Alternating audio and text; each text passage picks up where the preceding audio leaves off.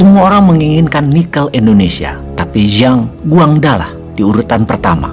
Ini adalah tulisan Elliot Chen dalam The Nickel Pickle. Jadi, siapa itu Zhang Guangda? Zhang adalah bos besar Tsingshan Group, perusahaan logam Tiongkok, pemain utama industri nikel dan baja dunia. Kita semua pasti sudah tahu bahwa Indonesia adalah Arab Saudinya nikel, yang mana ini adalah laporan dari US Geological Survey 2023 yang menginformasikan bahwa cadangan Indonesia lebih dari 20 juta ton. Disinilah miris pertama yang kita harus ungkapkan. Mengapa Indonesia sebagai Arab Saudi nikel, tetapi negaranya dan rakyatnya tidak semakmur Saudi? Apa karena memang cara kelola negaranya yang salah, sehingga yang kaya adalah pihak asing, yang mana Indonesia hanya dapat pajaknya saja, tidak dapat manfaat dari kedaulatan minyak, dari kedaulatan nikel, seperti Saudi berdaulat atas minyaknya. Kita malah memperkaya perusahaan Tiongkok, Tsingshan. Tsingshan ibarat Apple-nya industri logam dunia. Dia sudah bercokol di Indonesia sejak 2014. Zhang Guangda mendapatkan karpet merah dengan regulator dan pejabat tinggi negara. Ada fotonya di Istana Negara tanggal 9 Juli 2019. Banyak kemudahan yang dia dapat. Bersama Bintang 8 Investama membentuk perusahaan patungan PT Sulawesi Mining Investment (SMI) yang pegang konsesi setidaknya 46,5 ribu hektar nikel di Morowali Industrial Park. Tsingshan juga investasi di Weda Bay Industrial Park.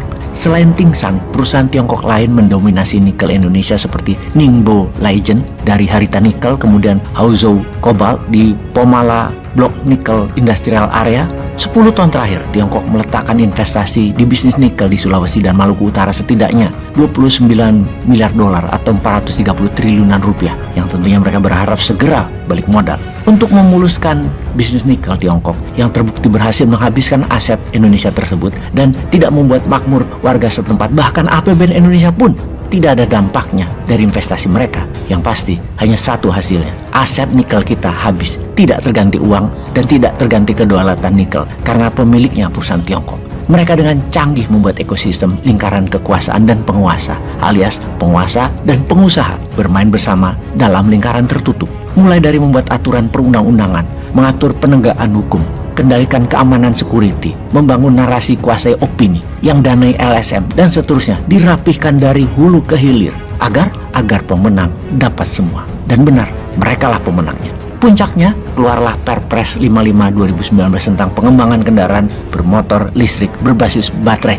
Subsidi motor listrik 7 juta rupiah per unit untuk 250 ribu motor sepanjang 2023. Insentif mobil listrik berupa pengurangan PPN dari 11% menjadi 1%. Dan juga ada 70 juta rupiah per unit mobil untuk hal itu. Anggaran subsidi sekitar 3,4 triliun di tahun 2023 dan berkelanjutan di tahun depan hingga 9,4 triliun. Target 400 ribu unit kendaraan listrik pada tahun 2025, target 6 juta motor listrik pada tahun 2025. Siapa saja pemain di bisnis ini? Polytron Evo Electric atau PT Hartono Istana Teknologi dari Hartono Bersaudara, Alfa Indika Energi Agus Lasmono, Elektrum PT Energi Kreasi Bersama Patungan Goto dan Toba, terafiliasi dengan Opung, PT Mobil Anak Bangsa Indonesia MABI, foundernya adalah Kepala Staf Presiden Pak Muldoko.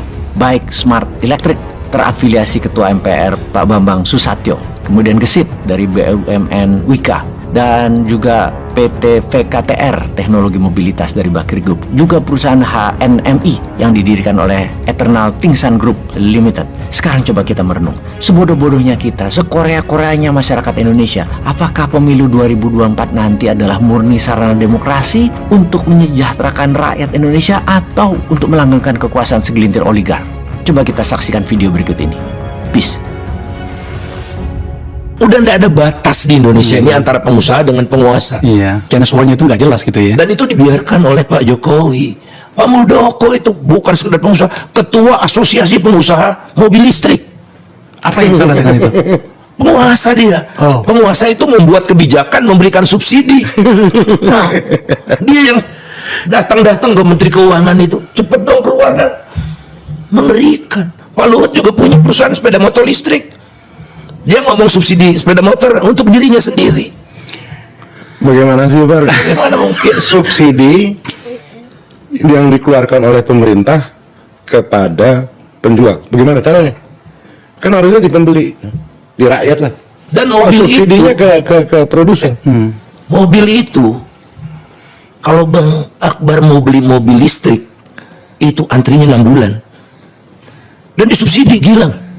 Kan kalau nggak laku disubsidi gitu kan. Ini udah laku tanpa disubsidi pun mobil itu udah laku di Indonesia.